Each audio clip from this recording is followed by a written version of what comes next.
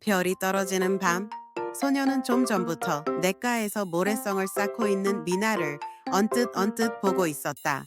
소녀는 지난 봄에 대구에서 전학을 왔다. 미나는 외사촌 동생으로 옆 마을에 살았다.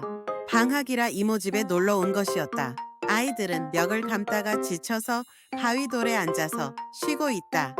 이때 아이들이 감자서리를 하자고 한다. 아이들은 각자가 할 일을 잘 알고 있다. 이세 명은 돌을 주워 모으고 두 명은 감자를 서리하러 간다. 두 명은 나무를 모으고 그중 나이가 제일 많은 한 명은 돌로 성을 쌓는다. 봉수대처럼 돌을 쌓고 아이들이 가져온 나무로 불을 지핀다. 그리고 돌이 달아오르면 서리한 감자를 봉수대 중앙에 넣고 돌성을 무너뜨리고 감자를 덮는다. 그런 후 풀을 한 안음 가져와 위에 덮는다. 그리고 다시 그 위에 모래를 덮는다. 이제 아이들은 신발짝에 물을 떠온다. 중앙에 구멍을 내고 물을 붓는다. 김이 모락모락 올라오면 다시 덮어둔다. 이마에 땀이 송글송글 맺히면 아이들은 냇물로 첨벙첨벙 뛰어든다. 작은 시냇물들이 모여들어 돌아치는 곳에는 바위 언덕이 있었고 아이들은 더운 여름날 이곳에 소를 몰고 모여들었다. 바위 언덕 반대편 돌아가는 곳엔 풀밭이 있었다. 아이들은 이곳에 소를 메어놓고 물밑이 훤히 보이는 냇물에 자맥질을 하곤 했다. 8월의 시냇가는 푸른 버드나무들로 인해 굽이굽이 흘러가는 냇가에 시원한 매미의 노랫소리를 선사하고 있었다. 소녀는 나무를 줍다가 무너지는 모래성을 쌓고 또 쌓는 미나를 바라본다. 그런데 야속하게도 새우산한 바람이 불어와 남은 모래성을 다 무너뜨렸다.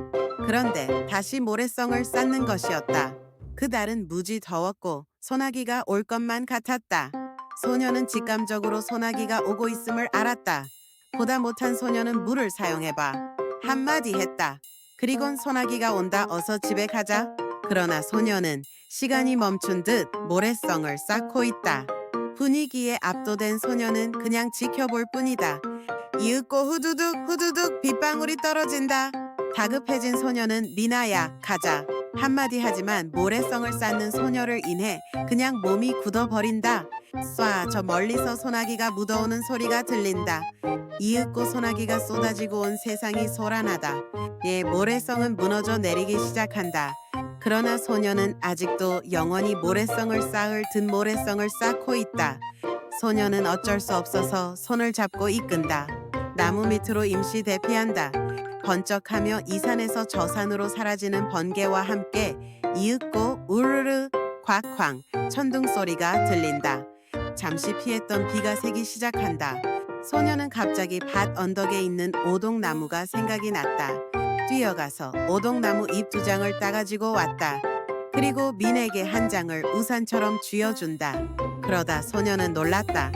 너무나 파란 손, 그러나 푸른 미소를 짓고 있는 소녀 때문이었다. 오빠, 번개가 왜 치는지 알아?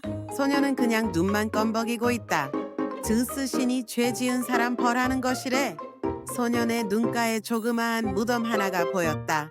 그는 해맑은 미소를 지으며 무덤을 향해 뛰어간다. 그는 나무 작대기로 돌을 헤집고 감자를 꺼내온다. 그리곤 감자를 2개 미나 손에 건네준다. 그리고 이렇게 먹으라고 감자를 반으로 잘라 손으로 눌러 알을 빼먹어 보여준다. 그러자 소녀는 아 참 맛있다.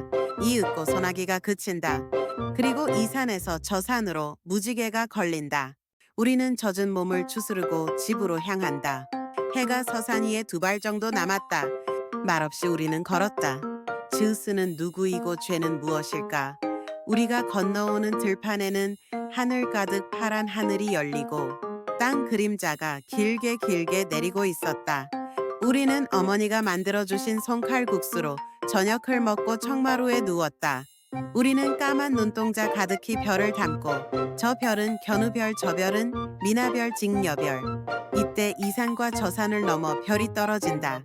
우리는 몰랐다 먼 훗날 견우와 직녀가 되어 온 세상을 다니며 별을 증거하듯 복음을 증거하게 된다는 것을. 이 헬레니즘의 들판을 지나는데 40년의 시간이 걸리고 좁은 문 좁은 길을 걸어 나이 50에 나는 누이 미나를 만났다. 나는 참으로 행복하다. 함께 이 길을 걸어갈 동생 미나가 있기 때문이다. 아득히 멀어져 가는 시간, 멀리서 할머니의 음성이 들린다. 얘야, 아이들 방에 눕혀라. 나는 이 영원의 강가에서 저 산 너머 저 하늘을 넘어 들려오는 하나님의 음성을 듣는다. 이 무지개와 함께 나의 언약을 기억하거라.